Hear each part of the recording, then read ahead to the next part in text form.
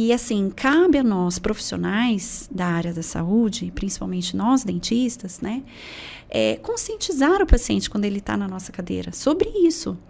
Porque tem muita coisa que é da saúde dele ou que tem a ver com os hábitos dele e que vão impactar, né? O próprio bruxismo, né? O apertamento dentário. Então, se a gente for pensar depois da pandemia, nós tivemos um aumento significativo, principalmente em crianças, né? E como manejar? Quais os tratamentos que eu tenho para oferecer?